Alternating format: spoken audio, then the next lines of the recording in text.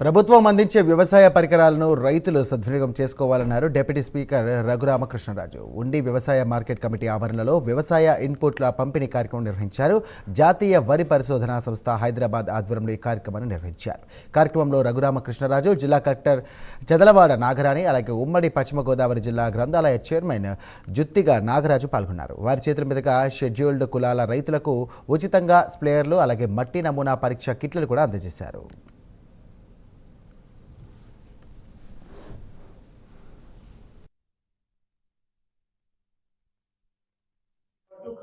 కొన్ని rice varieties గురించి 168 అని నాకు వ్యవసాయం గురించి నాలెడ్జ్ అస్సలు లేదు. ఒరిజినల్గా ఈ మధ్యనే ఎమ్మెల్యే అయిన తర్వాతే కొంచెం వ్యవసాయం గురించి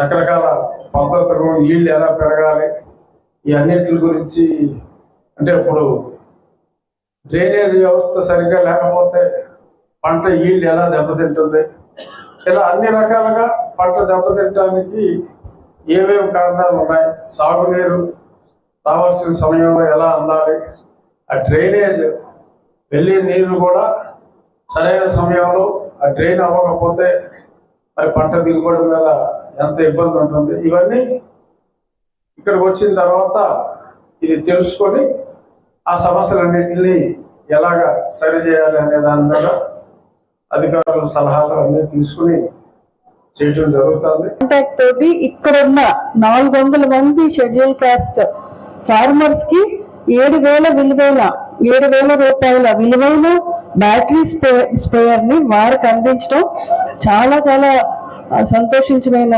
విషయం. వారికి బడుగు వర్గాల వారికి, కూలీ పని చేసిన వారికి, రైతు పొలంలో పనిచేసిన వారికి ఈ స్ప్రేయర్స్ అనేవి ఎంతో ఉపయోగపడతాయి. అలాగే అక్కడి నుంచి 500 రూపీస్ విలువైన కిట్, అంటే మామూలుగా అప్లికేషన్ ఎట్లా వేస్తారంటే ఇంత పక్క వాళ్ళు ఇంత యూరియా వేశారు కాబట్టి మనం వేసేద్దాం అని చెప్పేసి వెళ్ళిపోవడం తప్పితే సైంటిఫిక్ గా టెస్ట్ చేసి ఇంత అవసరం ఉంది, దీనికి ఇంత నైట్రోజన్ ఇంత అవసరం ఉంది, లేకపోతే ప్రొడక్షన్ దీనికి ఇంత అవసరం ఉంది అనేది లెక్క లేకుండా వేసేసుకుంటూ వెళ్ళి డబ్బులు వేస్ట్ చేసుకుంటున్నాం. అలాగే మట్టిని కూడా పాడు చేసుకుంటున్నాం, భూమిని కూడా. అలా కాకుండా మంచి కిట్స్ కూడా వారు ఇవ్వడం జరిగింది. వారికి కూడా నా యొక్క ధన్యవాదాలు. కొత్త వంగడాలు తీసుకురావడం జరిగింది, హైబ్రిడ్స్ తీసుకొచ్చారు, పేటెంట్స్ ఉన్నాయి.